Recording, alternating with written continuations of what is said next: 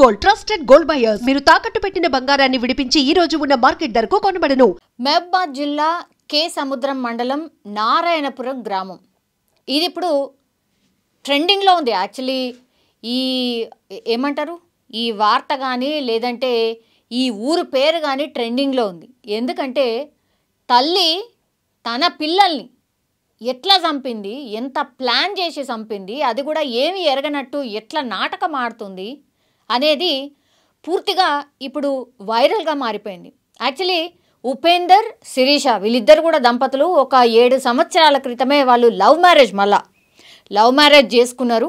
అట్లాగే ఈ ఉపేందర్ అనే వ్యక్తి ఎవరైతే ఉన్నారో ఈయన క్యాబ్ డ్రైవర్, అండ్ ఈ శిరీష అనే ఆమె అత్తగారింట్లో ఉంటుంది.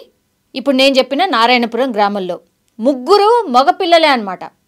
మగపిల్లలు అత్తగారితోని ఈముంటుంది. హస్బెండ్ ఏమో అదే ఉపేందర్ ఏమో ఇప్పుడు రకరకాలుగా అటు ఇటు తిరుగుతూ పూర్తిగా ఆయన క్యాబ్ డ్రైవర్ కాబట్టి ఎక్కువగా ఇంటి పట్టున ఉండడు. కాబట్టి డ్రైవింగ్ చేస్తూ అప్పుడప్పుడు ఇంటికి వస్తూ వెళ్తూ ఉంటాడు. మరి ఏం జరిగిందో ఏంటో తెలియదు కానీ లవ్ మ్యారేజ్ అయినప్పటికీ కూడా శిరీష మీద అంటే వాళ్ళ భార్య మీదనే కొంత అనుమానం పెంచుకున్నాడు అనేటువంటి మాట చెప్తున్నారు. అట్లాగే తాగి కొంచెం కొట్టేవాడు, తిట్టేవాడు అనేది కూడా ఇప్పుడు శిరీష చెప్తున్నటువంటి వర్షన్. యాక్చువల్లీ వాళ్ళ కన్న పిల్లల్నే ఇప్పుడు కన్న తల్లే చంపింది అనేది ఎట్లా తెలిసింది అన్నప్పుడు యాక్చువల్లీ మొన్న 24వ తారీఖున అంటే పెద్ద కుమారుడు అయినటువంటి మనీష్ని గొంతు నులిమి పూర్తిగా ఒక నైలాన్ దారంతో గొంతు నిలిమి చంపేసింది. యాక్చువల్లీ బతుకమ్మ సీజన్ కదా, సో బతుకమ్మ ఆడడానికని ఊర్లలో అందరు పోతూ ఉంటారు కాబట్టి అట్లనే వీళ్ళు కూడా బతుకమ్మ ఆడడానికి పోయినట్టుగా వెళ్ళి, అంటే అత్త ప్లస్ శిరీష వీళ్ళు బతుకమ్మ ఆడడానికి పోయినట్టుగా వెళ్ళి తీరా చూస్తే ఇంటికి వచ్చేసరికి కుమారుడు చనిపోయినట్టుగా, అంటే ఇప్పుడు మహేష్ చనిపోయినట్టుగా పూర్తి స్థాయిలో చిత్రీకరించింది. బతుకమ్మ ఆడే బిజీలో అందరు ఉంటారు కాబట్టి ఇక కొడుకుని చంపినా ఎవరికి కూడా అర్థం కాదు, ఎవరికి కూడా తెలియదు అనుకున్నది తల్లి. పూర్తిగా గొంతు నులిమి చంపేసిన తర్వాత మళ్ళీ ఏమీ ఎరగనట్టుగా కుమారుడి మృతదేహం మీద ఏడవడం స్టార్ట్ చేసింది. సరే, ఇప్పుడు మనీష్ అనేటైన ఈయన ఫస్ట్ కుమారుడు, లాస్ట్ కుమారుడు, ఆయన పేరు వచ్చేసి నిహాల్. కేవలం 2 సంవత్సరాలే. ఈ సంవత్సరమే జనవరి 1వ తారీఖున నిహాల్ సంపులో పడిపోయిండు. అంటే నీళ్ళ సంపు ఉంటుంది కదా, ఆ సంపులో పడిపోయిండు. అక్కడ అత్త చూసి వెంటనే కాపాడింది, ఓకే. తర్వాత జనవరి 15న అదే సంపులో పడి చనిపోయిండు ఈ చిన్న కుమారుడు, కేవలం 2 సంవత్సరాల కుమారుడు. అంటే ఇప్పుడు మొదట ఈ నిహాల్ అనే కుమారుడు ఎవరైతే చిన్న ఆయన ఉన్నాడో సంపులో పడేసి చంపింది తల్లే.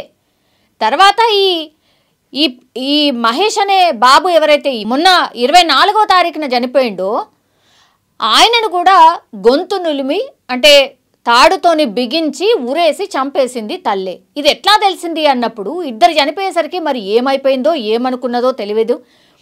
గట్టిగా ఏడవడం, ఆ తర్వాత మరి జరిగిన పశ్చాత్తాపము, నేను ఇంత తప్పు చేశాను అనుకున్నదా ఏమనుకున్నదో తెలీదు.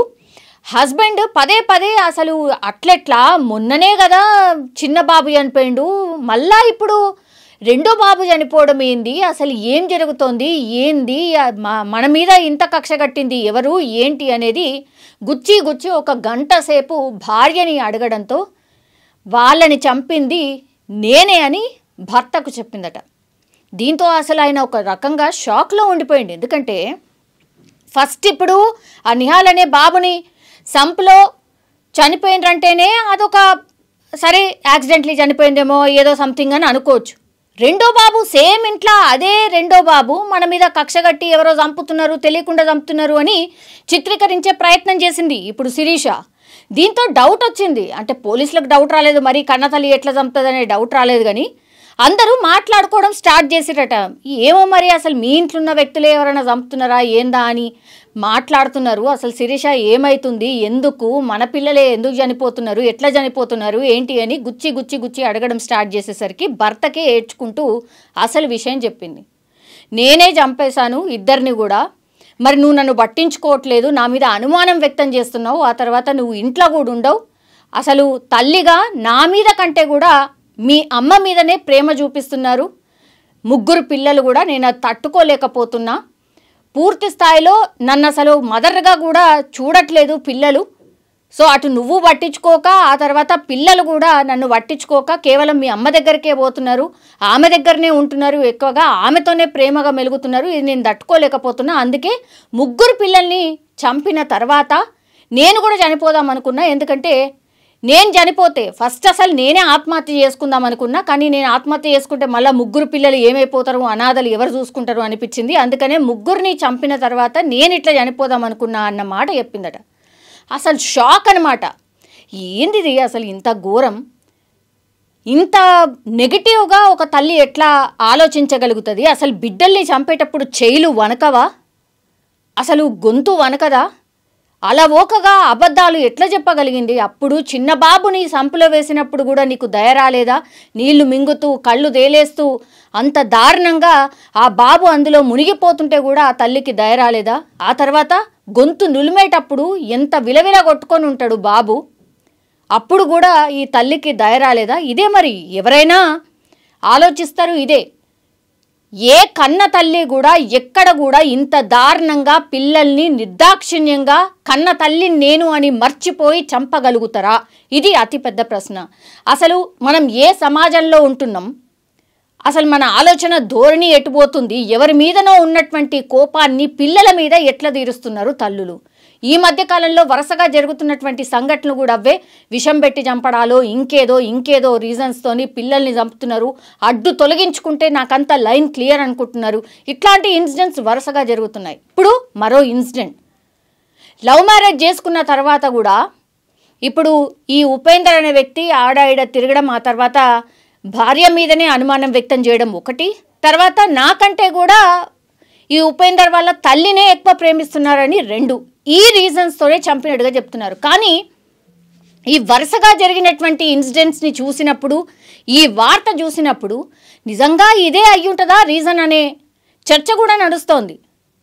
అసలు ఆమె మానసిక పరిస్థితి కరెక్ట్గా ఉందా? అసలు ఆమె ఎట్లా ఆలోచిస్తుంది, ఆమె బిహేవియర్ ఏంటి అనేది కూడా పెద్ద ఎత్తున చర్చ నడుస్తుంది.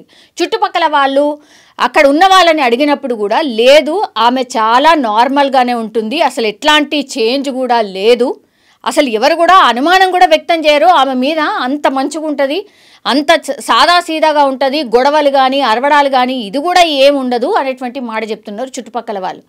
సో ఎక్కడ కూడా అనుమానం రాకుండా ఒక కన్న తల్లి తన పిల్లల్నే చంపుకుంటూ పోతుంది. ఏదో వరుస హత్యలు, సీరియల్ కిల్లర్ అంటారు కదా, ఇంట్లున్న వ్యక్తే హత్యలు చేసినప్పుడు ఇంటి దొంగని ఈశ్వరుడైనా పట్టుకోలేరు అంటారు కదా.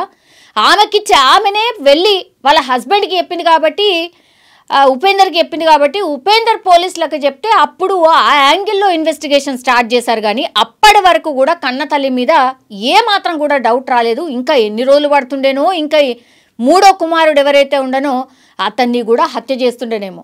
ఇంకోటి ఏం చెప్తున్నారంటే, ఈ 3వ కుమారుడు ఎవరైతే ఉన్నారో ఈ ఇద్దరి కంటే కూడా ఆ 3వ కుమారుడు మరి కొంత మంచిగా ఉంటుండేనట అమ్మతోని, కాబట్టి ఆయనని లాస్ట్లో చంపుదాము అని అనుకున్నది అనేటువంటి మాట పోలీసుల విచారణలో చెప్పిందట.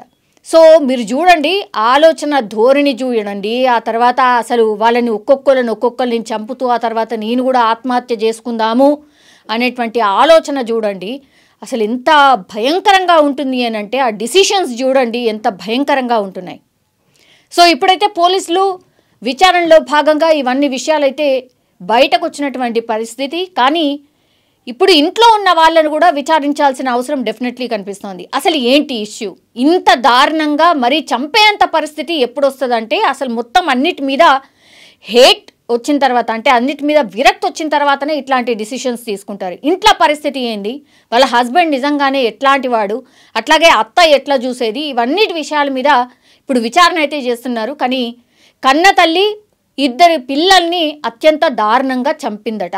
ఇది ఇప్పుడు వార్త పూర్తి స్థాయిలో వైరల్గా మారిపోయింది. ఆ తర్వాత మీ ఒపీనియన్ ఏంటి? నిజంగానే ఈ మధ్యకాలంలో వరుసగా ఇట్లాంటి ఇన్సిడెంట్స్ జరుగుతున్నాయి. అట్లాగే ఇప్పుడు జరిగినటువంటిది అంటే ఈ అమ్మాయి పరిస్థితి నిజంగా అంటే మానసిక పరిస్థితి నిజంగా బాలేదా, లేకపోతే ఇంట్లో ఉన్న పరిస్థితులకు ఈమె ఇట్లా డిసిషన్ తీసుకుందా? మీ ఒపీనియన్ ఏంటి? కామెంట్ రూపంలో తెలియజేయాల్సిందిగా కోరుతున్నాం. నారాయణపురం గ్రామానికి చెందిన పందుల శిరీష 25 ఇయర్స్. ఈమె 6 సంవత్సరాల క్రితం ఉపేందర్ అన్న వ్యక్తిని లవ్ మ్యారేజ్ చేసుకున్నది. దీనిలో భాగంగానే వీళ్ళ దంపతులకు 3 కుమారులు జన్మించారు. 3 కుమారులు జన్మించిన తర్వాత వీళ్ళ భర్త ఒక క్యాబ్ డ్రైవర్గా పనిచేస్తాడు. తర్వాత 3 పిల్లలు జన్మించిన తర్వాత తనను పట్టించుకోవడం లేదని, తర్వాత బాగా తాగుడుకు బానిసాయి, తనను నువ్వు వాడి దగ్గర పడినావు, వీళ్ళ దగ్గర అనే అక్రమ సంబంధం అంటగడుతున్నాడు, సూటిమోటి మాటలతో తిడుతున్నాడు అని, అదేవిధంగా తనకు పుట్టినటువంటి ఆ 3 పిల్లలను తన దగ్గరికి రాకుండా వాళ్ళ అత్తమామ దగ్గరికి వెళ్తున్నారని, వాళ్ళకే దగ్గర వేస్తున్నారు. అసలు నా తల్లి ప్రేమ అనేది నా దగ్గర చూపెట్టట్లేదు, తర్వాత నా భర్త కూడా నన్ను మంచిగా సరిగా చూసుకోవడం లేదు, నన్ను పట్టించుకోవడం లేదు, కాబట్టి నేను బతికి వేస్ట్ అని జీవితం మీద విరక్తి చెంది ఆ శిరీష ఆత్మహత్య చేసుకోవాలని అనుకున్నది.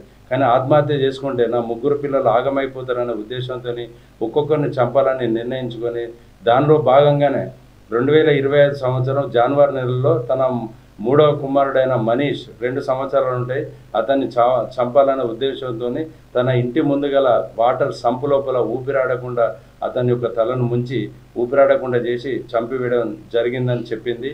అదేవిధంగా మళ్ళీ మన ఈ నెల సెప్టెంబర్ 24వ తారీఖు నాడు తన మొదటి కుమారుడైన మనీష్ను కూడా చంపాలనే ఉద్దేశంతో తన మన నైలాన్ తాడు, అంటే మన నిక్కర్లకు ఉపయోగించేటువంటి నైలాన్ తాడు ఉంటుంది, నైలాన్ తాడుతో 24వ తారీఖు నాడు సెప్టెంబర్ సాయంత్రం సుమారు 4 గంటల ప్రాంతం లోపల నైలాన్ తాడుతో ఊపిరి ఆడకుండా చేసి తన మొదటి కుమారుడైన మనీష్ కుమార్ని కూడా చంపివేసినానని చెప్పి మాకు విచారణలో చెప్పింది. దీనిలో భాగంగా కేసు నమోదు చేసి మన కేసాంతరం ఎస్ఐ గారు అయినటువంటి మురళీధర్ రాజు ప్లస్ నేను సర్వయ్య అనే నేను మీ అందరం కూడా కేసు దర్యాప్తు చేసి కేసును నమోదు చేసి దర్యాప్తు చేస్తున్నాం. దీని లోపల ఈమెను అరెస్ట్ చేసి ఈరోజు కోర్టు లోపల ప్రవేశించడం జరుగుతుంది. దీనిలో భాగంగానే మన మహబూబాబాద్ జిల్లా ఎస్పీ సార్ తర్వాత డిఎస్పీ సార్ ఆదేశాల మేరకు కేసును నమోదు చేసి దీన్ని దర్యాప్తు చేస్తున్నామని తెలియపరుస్తున్నాం. అలానే ఉద్దేశం ఏంటంటే మెయిన్ వాళ్ళ భర్త యొక్క ప్రేమకు నిరాధారణకు లోనైనాని, తర్వాత తనకు పుట్టినటువంటి పిల్లలందరూ వాళ్ళు 3 కూడా తన అత్తమామలకు దగ్గర అవుతున్నారని, తన ఆలన పాలన చూసుకోవడం లేదని శిరీష అనే ఆమె నిర్ణయించుకొని ముందు ఈమె ఆత్మహత్య చేసుకోవాలని నిర్ణయించుకున్నది. కానీ తన పుట్టినటువంటి పిల్లలే అనాథలు అవుతారన్న ఉద్దేశంతో వాళ్ళని చంపిన తర్వాత ఈమె ఆత్మహత్య చేసుకోవాలని నిర్ణయించుకున్నది. ఒక 2 నెలల క్రితం చంపాలన్న ఉద్దేశంతో అప్పుడు కూడా అది బ్లేడ్తో ప్రయత్నం చేసింది. అప్పుడు కూడా కేసు నమోదు చేసి దర్యాప్తు చేస్తున్నాం. ఈరోజు ఆమెను మొత్తం వివరాలన్నీ మనకు చెప్పడం జరిగింది. దానిలో భాగంగానే ఆమెను అరెస్ట్ చేసి ఈరోజు కోర్టులో ప్రవేశపెడుతున్నాం.